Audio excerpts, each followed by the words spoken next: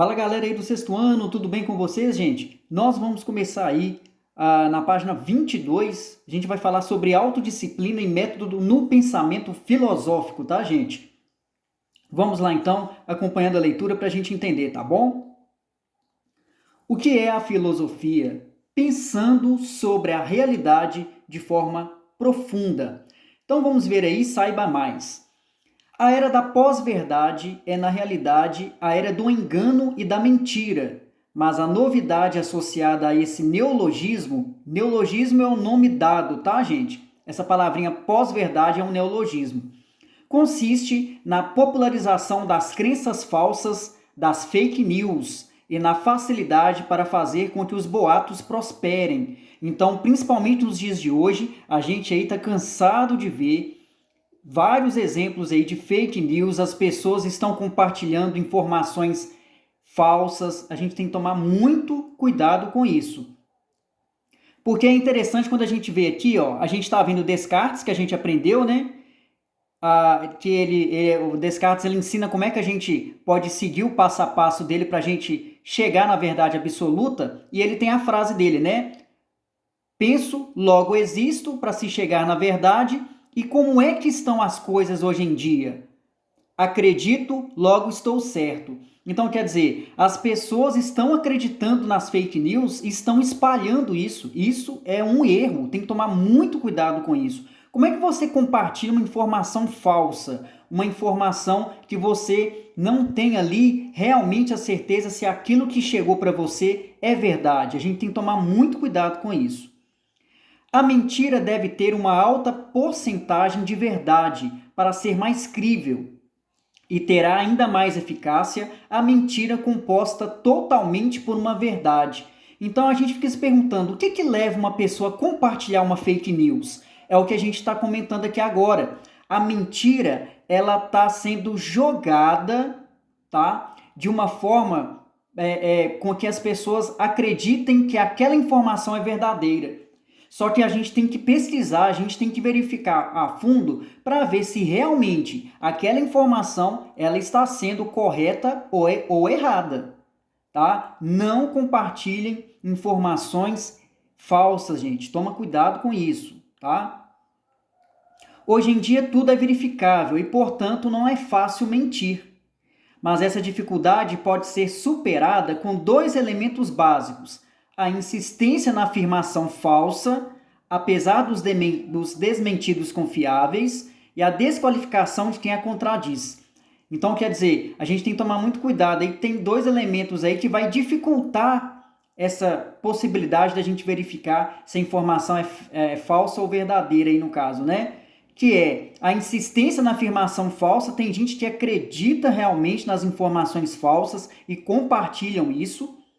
E a desqualificação de quem a contradiz. Então, quer dizer, quando a fake news ela já foi plantada, se uma pessoa chegar e disser que aquela fake news é mentira, tem pessoas que vão criticar aquela pessoa que está dizendo que é mentira. Entendeu? Então, é muito complicado essa situação hoje em dia. As pessoas estão aceitando muito fácil aquelas informações falsas. E a isso se soma um terceiro fator. Milhões de pessoas acreditam em fontes manipuladoras, páginas de internet relacionadas a determinados perfis nas redes sociais e não se informam pelos veículos de comunicação rigorosos. Então, tem pessoas que se baseiam em sites que não têm uma informação mais precisa, mais verdadeira diante das situações. A gente tem que tomar muito cuidado. Será que na internet, tudo que passa na internet é verdadeiro? Não é. A gente sabe disso. A pós-verdade. A mentira sempre é arriscada e requer formas muito potentes para sustentar-se. Por isso, as técnicas de silêncio costumam ser mais eficazes. Emite-se uma parte comprovável da mensagem, mas se omite outra igualmente verdadeira. É o que acontece hoje em dia. Então, tem gente que pega só uma partezinha ali daquela mensagem e joga na internet, e esconde a verdade da informação. Joga a parte falsa, faz com que as pessoas acreditem naquela informação ali. Então, quer dizer, joga a parte mentirosa na internet e tira a parte que é verdadeira. As pessoas que fazem isso, elas querem criar uma situação complicada, gente. A gente tem que tomar cuidado por conta disso. Aqui estão alguns exemplos. A insinuação.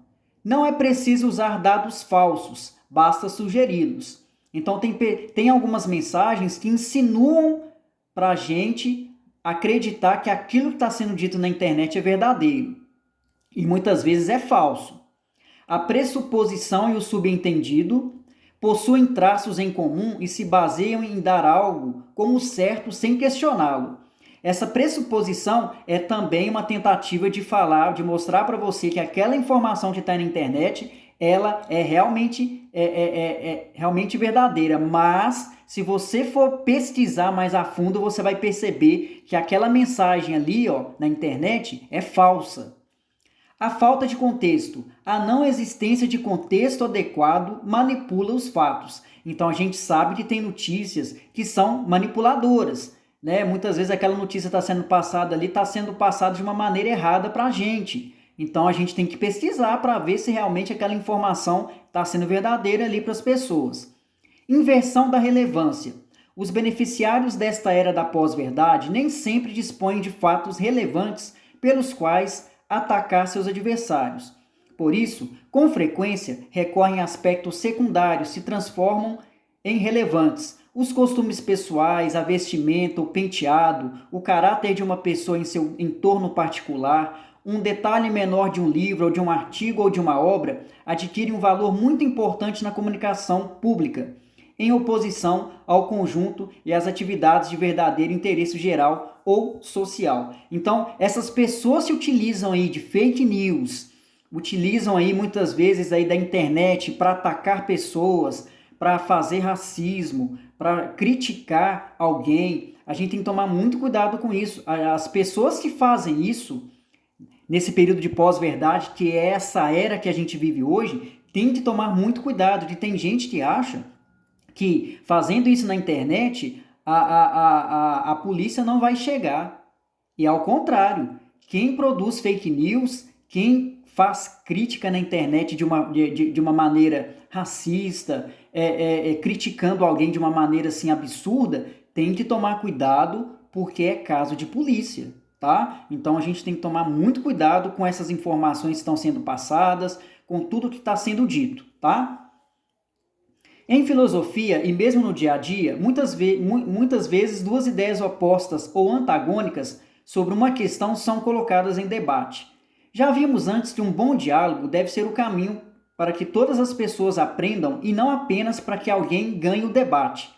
Chamamos de debate filosófico não somente o diálogo direto entre duas pessoas frente a frente, mas também a análise a que as ideias de um filósofo ou de uma escola filosófica são submetidas ou a análise de outros filósofos da mesma escola ou de escolas que se oponham a essas ideias. Aí só está querendo mostrar que a filosofia é muito interessante porque dá para a gente ver quais são as teorias que foram criadas por esses filósofos e a gente vai perceber o seguinte... A gente vai perceber que teve filósofo que acertou na teoria dele, vai ter filósofo que a gente vai ver e a gente vai pensar assim, gente, esse filósofo, ele errou muito na teoria dele, mas a teoria dele, na época da vida dele, fez algum sentido. Então é interessante porque a filosofia dá para a gente ver as variadas formas de se pensar que foi acontecendo ao longo da história. Isso mostra que a nossa evolução também de pensamento vai se modificando ao longo do tempo por conta desses filósofos.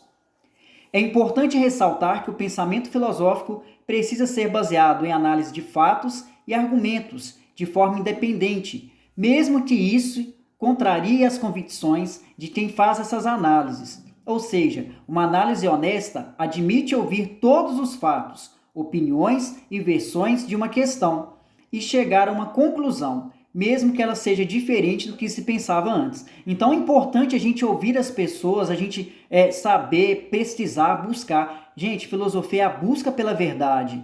Então, se você está buscando a verdade, está buscando conhecimento, vamos correr atrás de conhecimento verdadeiro. Cuidado com fake news, cuidado com tudo aquilo que chega no seu ouvido. Você tem que ver, é verdadeiro isso que chegou no meu ouvido, que eu vi na internet? Cuidado com isso.